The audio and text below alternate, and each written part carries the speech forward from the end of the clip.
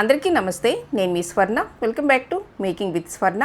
కూర చేసే టైం లేనప్పుడు, అలాగే ఇంట్లో ఏమీ కూరగాయలు లేకపోయినా చిటికెలో అయిపోయే ఈ రైస్ ప్రిపేర్ చేసుకోండి. నోటికి కూడా చాలా బాగుంటుంది. మరి లేట్ చేయకుండా ఈ రైస్ ఎలా ప్రిపేర్ చేసుకోవాలో చూసేద్దామా? ఫస్ట్ స్టవ్ మీద ప్యాన్ పెట్టుకోవాలి. ప్యాన్లో 1 స్పూన్ ఆయిల్, అలాగే 1 స్పూను నెయ్యి వేసుకోవాలి. ఇలా రెండింటితో చేస్తే బాగుంటుందండి. ఇప్పుడు ఇందులో పోపు దినుసులు వేసుకోవాలి. పచ్చిశనగపప్పు, ఆవాలు, జీలకర్ర వేసుకోవాలి. ఇవి వేగిన తర్వాత ఇప్పుడు ఇందులో 2 స్పూన్లు వేరుశనగ పప్పులు వేసుకోవాలి.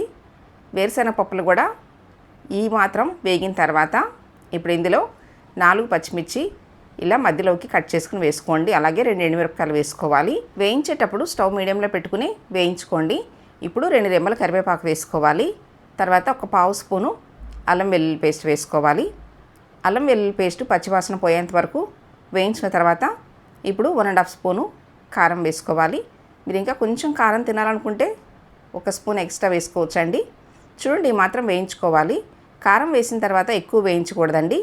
ఇప్పుడు ఇందులో ఉడికించుకున్న అన్నం వేసుకోవాలి.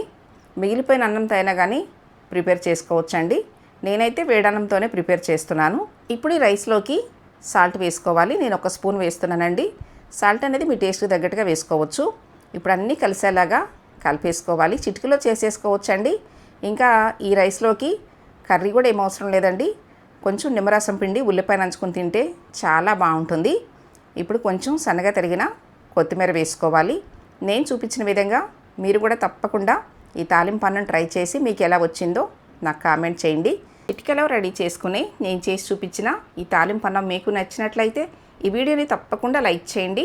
మీ ఫ్రెండ్స్ అండ్ ఫ్యామిలీ మెంబర్స్కి షేర్ చేయండి. ఫస్ట్ టైం నా ఛానల్ చూస్తున్న వాళ్ళు తప్పకుండా సబ్స్క్రైబ్ చేసుకోండి.